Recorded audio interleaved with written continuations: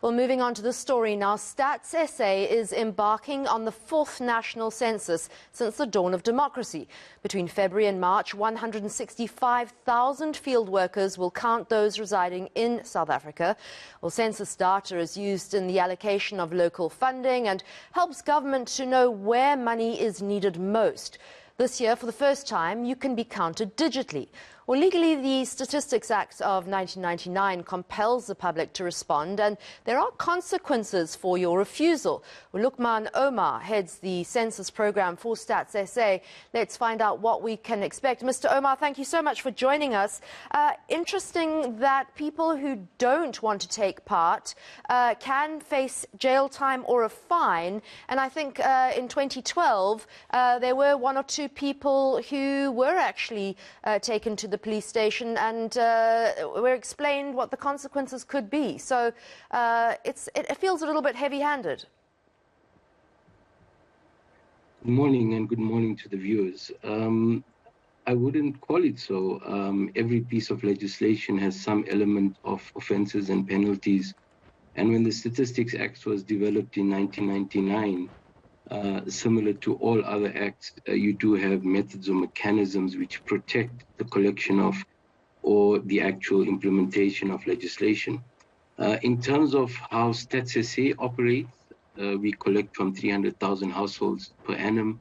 And with the census where we're visiting the 17 million homes, we do not wield the stick in any way where we want people to actually take this to heart. The idea is we have a good relationship with society at large, and generally speaking, most people do count themselves in.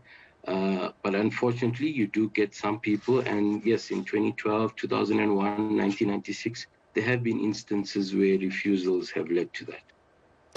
Mr. Omar, what about the questions that will actually be asked? How wide-ranging are they?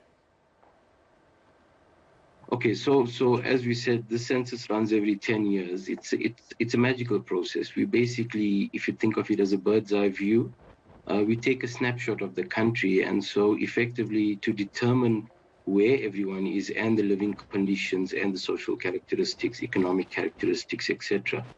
So one would then start with the demographic part, where one would determine age, population, date of birth.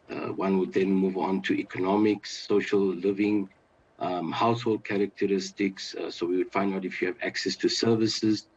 And when you put this all in one pot, it gives us a plethora of information that can be easily mined. And as you indicated earlier, provides the sounding board that actually allows government, allows the country to put equitable share of its resources, and also allows it to plan better.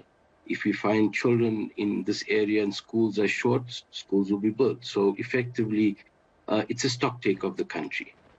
It's actually fascinating how that information is gathered by you and tabulated.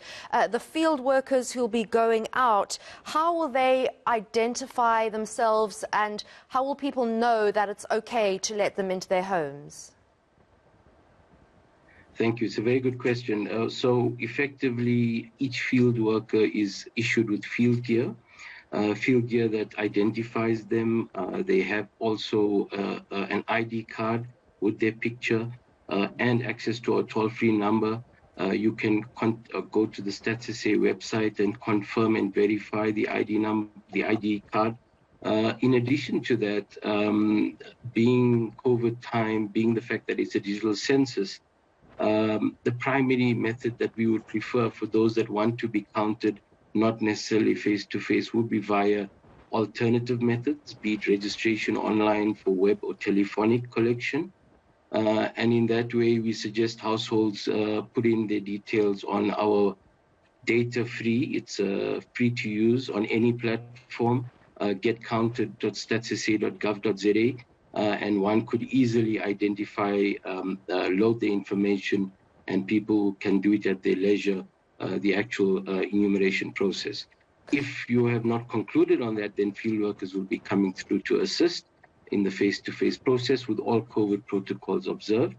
But ideally, if you look out for the green burb, you look out for the cap, you look out for the ID cards, Also, the most important thing is field workers have been recruited locally from the area that they will actually be counting.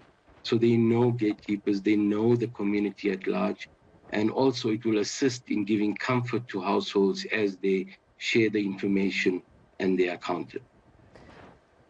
All right, that was great. Thank you so much. A very smart way of recruiting field workers too. Good luck with that census. It sounds like it's much needed for the equitable distribution of resources. Thank